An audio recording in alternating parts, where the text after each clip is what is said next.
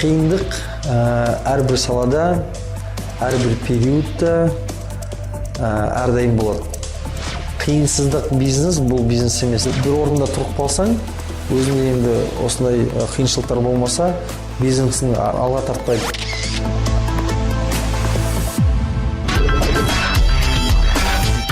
Қайрат Құдайберген, 35 жаста. Қазақ еңбек және әлеуметтік қатынастар академиясын бітірген.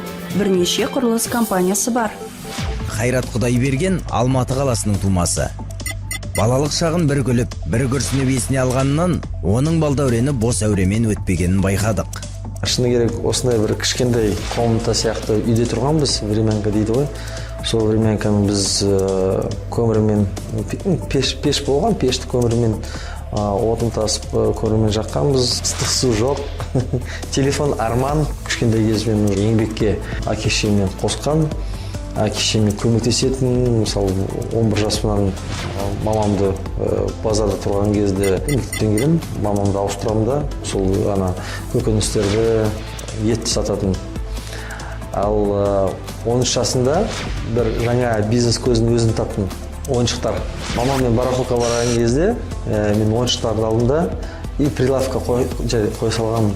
Сол ойыншықты 100% несімен маржасымен сатып, один к одному дейді ғой, өзінің бағасын 100%-ға артып саттым, өтті.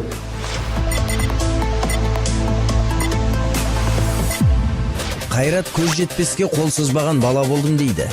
Сол кездегі қара бала әкім болып шапан алуды, батыр болып атақ алуды емес, ел қатарлы жылуы мен суы бар үйде тұруды армандапты. Арманым пәтерде тұру. Пәтерде ыстық су мен телефон болса, осы менің арманым болатын. Басқа ешбір арманым жоқ болған менде.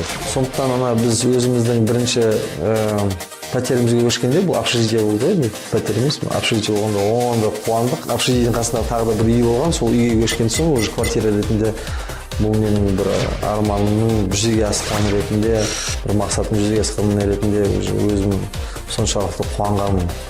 Бірақ телефон жоқ болды бәрібір. Мектепте белсенділер мен үздіктер қатарынан табылған бозбала Қайрат сол уақытта заңгер болатынына бек сеніпті. Бұған себеп ойыншық сатумен айналысып жүрген шағында әділетсіздікті жиі көру екен.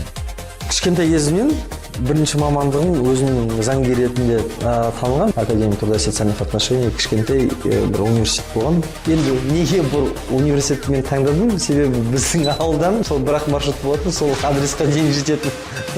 Дзержинский, Ташкентскийға дейін 10-шы маршрутпен мініп, соған жететінбіз.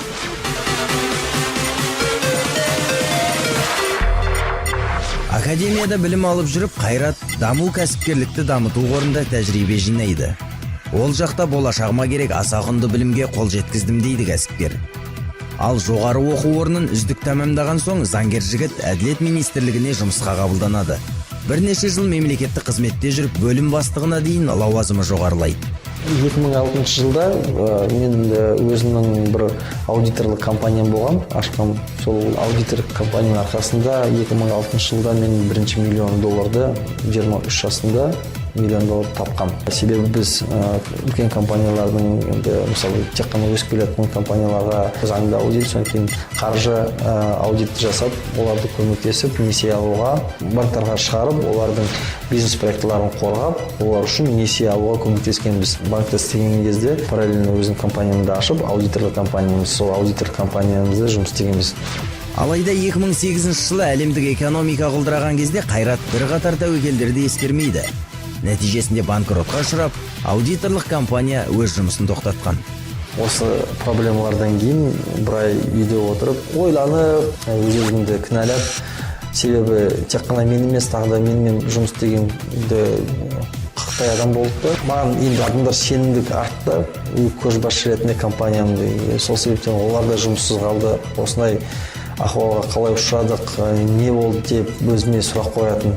Сол бір айдан кейін ақша бітіп, қалған ақшаны енді пакетте жинаған тиындарды, сол пакетті жыртып тиынды санап отырған кезде, жоқ, қазір бірдеме енді өзгерту керек, бұлай отыра беруге бұл жігіттікке жатпайды деп өз-өзімді осындай бір состояниеден шығарып, ішкі күйзелістегі жұмысқа шығардым.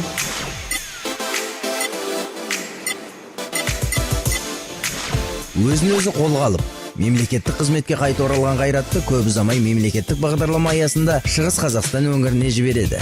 Мұнда ол 1,5 жыл әкімшілік ұйымдастыру жұмыстарын атқарып, ротация біткен соң Астанаға оралады. Осы кезде өзімнің өмірімде өзгерткен тағы да бір жағдай болды. Мені құрылыс компаниясының басшысы ретінде бір акционерлерім шақырып, сөйлесіп, мені сол неге құрылыс саласына өзін баурап алды. Мен айтады, мен бірақта менің құрылыс саласына акционерлер шақырған кезде сөйлесті, енді қандай мамандық таңдадың, немен айналысасың, қандай жұмыс істедің, мен осылай мемлекеттік қызметкерде банкте істедім, анау істедім, мына жерде істедім дейді. Сонда енді сен құрылыс компаниясының басшысы бол дейді.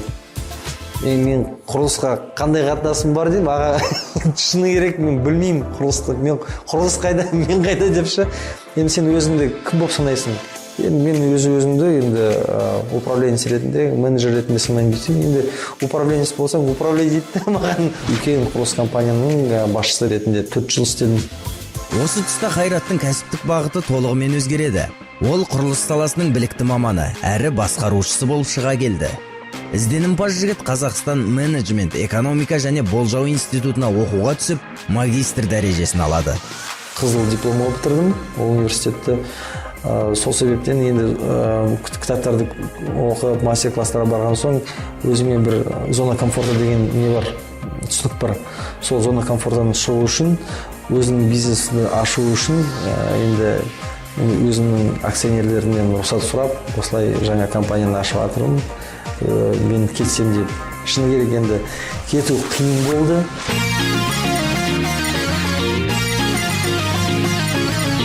Өзі бұрын басқарған құрылыс компаниясына түсетін тапсырыстардың минималды сомасы 10 миллиард теңге болса, жаңадан ашылған шағын ғана мекеме ақысы 1 миллион теңге болатын кішігірім жөндеу жұмыстарын қанағат тұтады.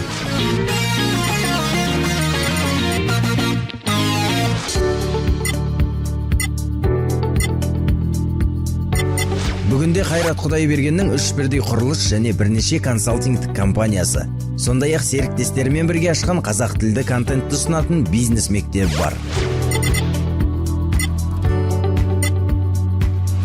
Қайрат Құдайбергенұлының компанияларында жұмыс істейтін кеңсе қызметкерлерінің қатары 200-ге жеткен. Штаттан тыс қызметкерлер саны 1000-ға жуық. Олардың орташа жалақысы 500 мың теңге. Адам жолында кездескен әр қиындықты жеңген сайын оның нарықтағы құны артады. Бизнес өз уақытын өзі басқаруға ынталы жандардың кәсіби туындысы деуге де болады. Қиындық әрбір салада, әрбір периодта әрдайым болады. Қиынсыздық бизнес, бұл бизнес емес. Бір орында тұрып қалсаң, өзіңде енді осындай қиыншылықтар болмаса, бизнесің алға тартпайды.